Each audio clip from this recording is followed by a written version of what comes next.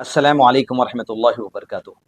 محرم کے مہینے میں شادی کی جائے یا نہ کی جائے، لوگوں میں یہ بات عام ہو چکی ہے جہالت کے طور پر، علم نہیں ہونے کی وجہ سے، کہ جب بھی محرم کا مہینہ آتا ہے اسے منحوس سمجھا جاتا ہے، سفر کے مہینے کو منحوس سمجھا جاتا ہے۔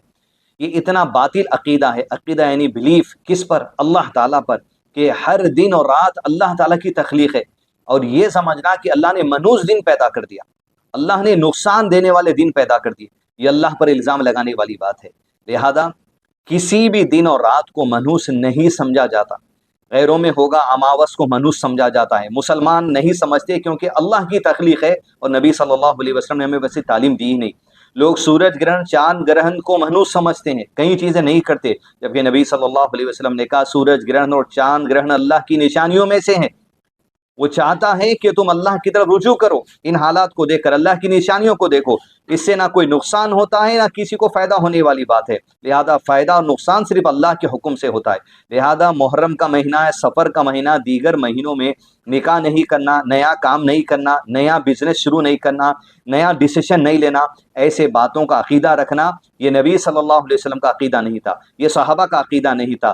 کہیں پر بھی صحابہ کرام نے اور بعد والے جنریشنز نے جو صحابہ کے اسٹوڈنٹس ہیں، یا آج تک بھی ایسے علماء کرام جو صحابہ کی تعلیم و تربیت دنیا کے مسلمانوں کو دیتے ہیں، کسی نے بھی ایسا جو سو عمل نہیں سکھایا ہے۔ لہذا اگر کوئی مسلمان ایسا رکھتا ہے اس کا عقیدہ صحیح نہیں ہے، عقیدہ درست نہیں ہے۔ عقیدہ یعنی بلیف اللہ تعالیٰ کی ذات پر، اور بلیف نبی صلی اللہ علیہ وسلم کی ٹیچنگز پر، کیونکہ ایسی ٹیچنگز اسلام میں، قرآن اور سنت میں کہیں بھی آپ صلی اللہ علیہ وسلم نے اور صحابہ کرام نے ہم تک نہیں پہنچائی ہے۔ اگر ہم وہ کر رہے ہیں تو اسلام سے ہٹ کر یہ عقیدہ ہے۔ دوسری بات یہ، کیا محرم میں صحابہ کرام کے زمانے میں کوئی شادیاں ہی نہیں کی گئی؟ امام ابن تیمیہ رحمہ اللہ، علی بن ابی طالب رضی اللہ عنہ کی بیٹی حضرت فاطمہ رضی اللہ عنہا اہل بیت میں سے ہیں، ان کی شادی سے متعلق ذکر کیا ہے کہ 3 ہجری کے آغاز ہی میں آپ کی وداعی کی گئی، یعنی ہجری کا آغاز ہوتے ہی نئے سال کا آغاز ہوتا ہے۔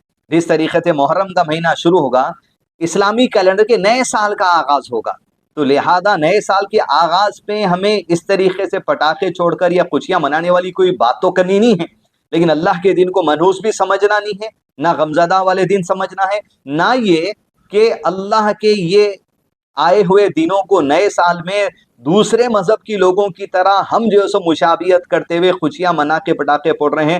فرمایا آپ صلی اللہ علیہ وسلم نے، من تشبہ بقوم فہو منہم، جو کوئی دوسرے قوموں کی سملیرٹی اپنائے گا کسی عمل میں، اس عمل میں وہ دوسری قوم والا ہی سمجھا جائے گا۔ لہذا ان تمام باتوں سے بچ کر رہیں، نہ جو سو غم کا مہینہ ہے، نہ جو سو دوسرے مذہب والوں کی طرح جہالت کرتے ہوئے خوشی منانے کی جو سو بات ہے، بلکہ ہر دن عبادت کا دن ہے، اذکار کا دن ہے، خوشی کا دن ہے، رب سے امید کا دن ہے، رب پر توکل کا دن ہے، رب سے رحمتیں مانگنے کا دن ہے، رب سے گناہوں کی مغفرت کا دن ہے۔ یہ تمام جو سو خیر والے دن ہیں، اور رمضان کے بعد نفل روزوں میں سب سے زیادہ محبوب روزے محرم کے روزے ہیں۔ نبی صلی اللہ علیہ وسلم کی حدیث میں واضح طور پہ آیا ہے، پرسکرائبڈ روزے ہیں، تو پھر یہ جو سو منحوس دن کیسے ہو سکتے ہیں؟ سبحان اللہ۔ یاد ان باطل عقیدوں کو جو یوں ہی چلتے آگے امت میں، نکال کے اپنے ذہنوں سے پھینکیں۔